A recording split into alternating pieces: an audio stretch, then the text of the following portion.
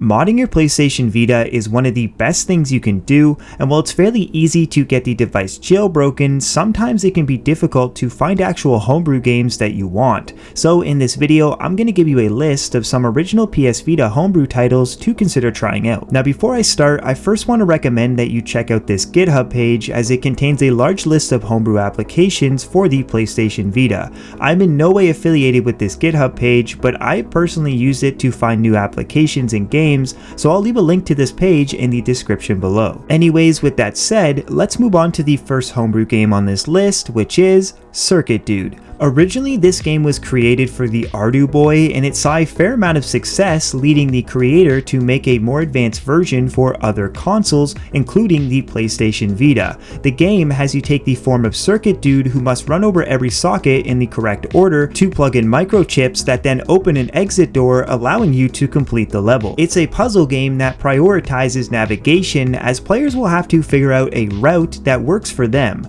Also, there's plenty of traps and different mechanics that slowly progress the further you get into the game, so if puzzle titles are something you enjoy, Circuit Dude is a very good choice and is a fantastic homebrew title on the PlayStation Vita. And in next is No More Dungeons.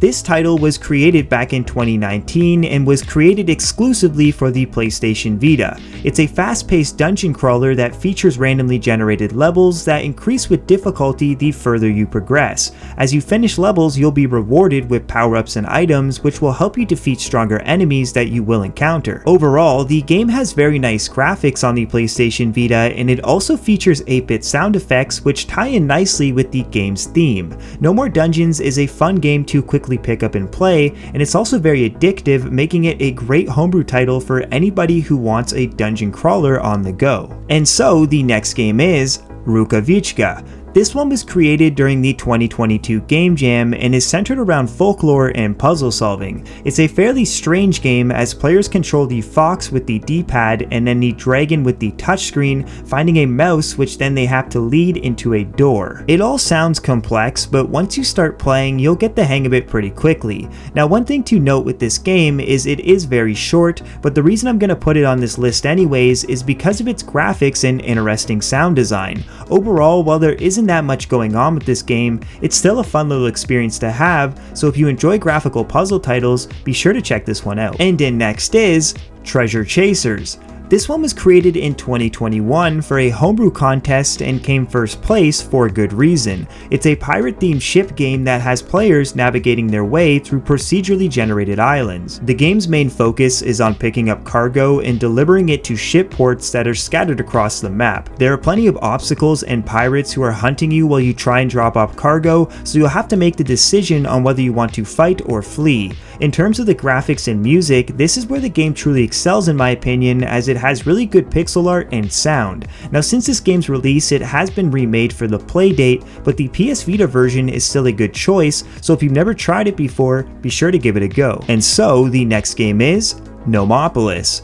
This one was also created for a PS Vita homebrew contest and was supposed to be a modern take on Pac-Man with fantasy themes. The game is fairly casual and it has players collecting all the treasures within the level before the time runs out. Now, while doing this, there are of course enemies that are trying to hunt you down, and the difficulty quickly ramps up the further you get into the game. One thing I enjoyed with this title was the detail in the levels and just how many there are. Currently, the game has 10 playable levels, with each one having a special function that makes them different. For example, level 9 has multiple floors which drastically change how you move around and evade enemies. Gnomopolis is overall a very fun game, and I'd say it succeeds in what it's trying to accomplish, so if you like the old Pac-Man style games, you're definitely going to want to try this one out. And so the final game in this video is BlueBayou. This game was created in 1 week for the GB Jam competition and came first place in the fun category. It's an extremely unique title in the sense that it's a boss rush game that has you playing as a mudbug who is capable of launching his claws and pulling them back in. The graphics heavily resemble the Game Boy Color style, along with the music and sound effects. In terms of the game's length, it's pretty short, but does have a fair amount of replay value that makes it a solid contender for a quick game to pick up and play. So if you like games that are reminiscent of the old pixel graphics and you also want something a little more challenging, BlueBayou is a great game to try out on your PlayStation Vita. And so those are all the games for now. I chose to avoid adding any games that were deemed ports as I wanted to focus on homebrew games that were originally made for the PlayStation Vita in some way or another. But even with that said, there are still a plethora of Vita homebrew titles on the Vita DB that I haven't tried, so if you have any recommendations, please let me know down below. And well, with all that said, I just want to give a huge thank you for watching this far into the video.